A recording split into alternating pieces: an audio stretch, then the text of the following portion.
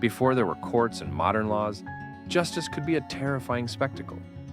Imagine a sentence that involved being sewn into a leather sack with a dog, a rooster, a viper, and a monkey, and then chucked into the sea. That was a real punishment, and it's just one of the 5 bizarre and brutal sentences from ancient civilizations we'll be exploring today. From our modern perspective, the line between justice and cruelty in the ancient world seems impossibly blurred. Punishments weren't just about deterrence, they were deeply symbolic, often involving elaborate public rituals designed to horrify, shame, and send a powerful message. Today, we're counting down 5 of the most shocking punishments in history. These aren't just about pain, they're about a bizarre creativity in the service of vengeance and social order. Number 5, crushing by elephant. Coming in at number 5 is a punishment that combines the raw power of nature with the cold authority of the state, crushing by elephant. For centuries across parts of South and Southeast Asia, particularly in India, elephants were trained not just for war or labor, but as public executioners. Imagine the scene. A crowded public square, a convicted criminal, maybe a tax evader, a rebel soldier, or even a common thief is brought before the masses. Then, the state's executioner arrives, a massive 9-ton elephant. This was both a practical and symbolic punishment. The elephant, a revered and intelligent animal, represented the ruler's absolute power control, not just over his people, but over nature itself. The method could be brutally quick or agonizingly slow. In some cases, the condemned would place their head on a pedestal, and the elephant would be commanded to deliver a swift, final stomp, crushing the skull instantly. But in other variations, the animal was trained to prolong the agony. An elephant might be instructed to first break the victim's limbs one by one, or roll them around on the ground, all while under the careful control of its handler, the mahout. This control was key. It allowed a ruler to display mercy by granting a last-minute reprieve, reinforcing his power over life and death. Some accounts even describe elephants fitted with sharp blades on their tusks to slice prisoners to pieces, or trained to charge at a victim tied to a stake. It was a terrifying spectacle designed to ensure that no one would dare challenge the authority that could command such a magnificent creature to perform such a horrific act. Number 4, Rhinocolura, the city of noseless criminals. Not all punishments were designed to end a life. Some were meant to make sure the victim lived on in a state of perpetual shame. Our number 4 is one of the strangest examples of this. The ancient Egyptian practice of creating a city for noseless criminals called Rhinocolura. The name itself, from Greek, literally means cut off noses. Around 3,000 years ago, Egyptian rulers decided on a unique sentence for certain criminals, most notably thieves. Instead of execution, their noses were severed, a permanent, unhideable mark of their guilt. They were then exiled to a brutal penal colony on the harsh edge of the desert. Life in Rhinocolura was a daily struggle. The city had scarce resources, with the only source of water coming from polluted wells. The noseless inhabitants had to fish with reed nets and hunt the few quails that flew by just to stay alive. The logic was simple. A criminal could never just blend back into society. Their face would forever betray their past, making them an outcast wherever they went. And inside the walls of Rhinocolura, their only victims could be other criminals just like them. This punishment was a form of social death. In ancient Egypt, physical appearance was tied to identity and social standing. To lose your nose was to lose your place in the world. Interestingly, what we see is a brutal punishment. Some ancient writers viewed as an act of mercy from a lenient ruler. Instead of death, they were given a second chance, however grim. And incredibly, archaeologists who found the city discovered it wasn't just a place of despair. It was a massive, fortified city, suggesting that its condemned residents not only survived, but built an indomitable fortress against all odds. Number 3, Scaphism, the boats. All right, prepare yourself. because our number 3 punishment is one of the most disgusting and prolonged methods of execution ever thought up. From ancient Persia comes Scaphism, also known simply as the boats. This wasn't designed to be quick. It was engineered for maximum suffering. The process was diabolical. The condemned person was trapped between 2 narrow boats, or inside a hollowed-out tree trunk, with their head, hands, and feet sticking out. They were then force-fed a mixture of milk and honey. This wasn't for nourishment. It was to induce severe, unstoppable diarrhea. The same sticky mixture was also smeared all over their exposed skin, turning them into irresistible bait.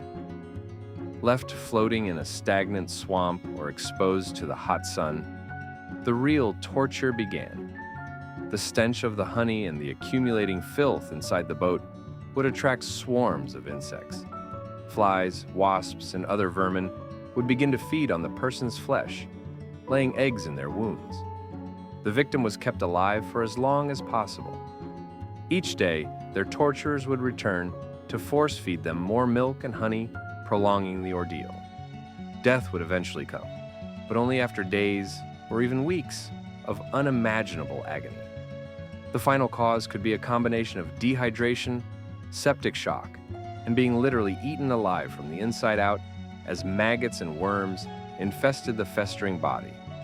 One of the most famous accounts comes from the Greek historian Plutarch, though its historical accuracy is heavily debated, and it might just be ancient propaganda. He described a soldier named Mithridates, who allegedly suffered this fate for 17 days after displeasing the Persian king. Real or exaggerated, Scaphism remains a terrifying testament to human cruelty. It's hard to imagine something worse than that, but we still have 2 more to go. If you're finding this history as fascinating as it is horrifying, take a second to hit that subscribe button and let us know in the comments which punishment you find the most shocking so far. Number 2, the blood eagle. At number 2, we have a punishment so gruesome it has become legendary, the blood eagle of the Viking Age. Described in Norse sagas, this ritual was a brutal act of vengeance, reserved for the most hated enemies, often those who had dishonored a family by killing its patriarch. The details are stomach-churning. The victim was laid face down. The executioner would then use a sharp tool to cut the skin and muscles of the back, severing the ribs from the spine one by one. The ribs were then pried outwards, creating a grotesque pair of wings. To complete the horrifying display, the victim's lungs were pulled out through the openings in their back. As they struggled for breath, the fluttering of the lungs on their wings was said to resemble a bird. Sometimes, salt was poured into the massive wound to intensify the agony. For decades, historians have debated whether the blood eagle was a real practice or a literary invention, maybe created by later Christian writers to portray the Vikings as savage pagans. There are no contemporary eyewitness accounts, only the sagas written centuries after the events they describe. However, a recent study argued that, anatomically, the procedure is feasible, though other experts contest this. The study suggested the victim would have died very early on from blood loss and suffocation, meaning the fluttering wings part would have been performed on a corpse. The researchers also argued that such an extreme act of ritual violence fits within what we know of the Viking culture of honor and spectacular retribution. It wasn't just a killing, it was a deeply symbolic act meant to restore honor. Real or not, the blood eagle stands as one of history's most terrifying images of ritualistic violence.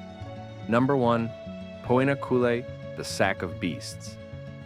And now, for our number 1 most bizarre punishment, we return to where we started, ancient Rome and the Poena Cullei, or the penalty of the sack. This was a sentence reserved for one of the most heinous crimes in Roman society, parricide, the murder of one's own parent. To the Romans, this crime was such a profound violation of the natural order that death alone wasn't enough. The punishment had to be a symbolic erasure of the offender from existence. The ritual was elaborate, and horrifying. First, the condemned was scourged with blood-colored rods. Their head was covered with a bag made from a wolf's hide, and they were forced to wear wooden shoes, symbolizing their separation from the human world. Then, they were sewn into a large, airtight leather sack. But they weren't alone. Inside the sack with them was a collection of live animals, typically a dog, a rooster, a venomous snake, and a monkey. Each animal was chosen for its symbolism. The dog represented betrayed loyalty, the rooster vigilance ignored, the snake treachery, and the monkey, seen as a grotesque parody of a human, represented the perverted nature of the crime itself. Once sealed, the sack was thrown into a river or the sea. The victim would die in the pitch-black confined space, either by drowning or from the attacks of the terrified and frantic animals trapped with them. This punishment denied them a proper burial, ensuring their body would never rest in the earth. It was a ritual designed not just to kill, but to utterly annihilate the person, body, and soul, for a crime that struck at the very heart of the Roman family and state. So, there you have it. From being crushed by an elephant to being drowned in a sack of frenzied animals, these punishments reveal a side of history that is both fascinating and deeply disturbing. They were more than just executions. They were public statements, brutal rituals that reinforced power, upheld social norms, and reflected the deepest fears of their civilizations.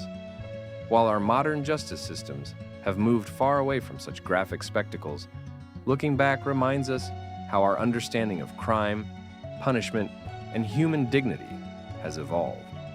The past is a brutal, bizarre, and often shocking place, but it holds powerful lessons about who we once were and who we are today. What do you think? Which of these punishments was the most creative in its cruelty? Let us know your thoughts in the comments below. Don't forget to like this video and subscribe for more journeys into history's dark side. Thanks for watching.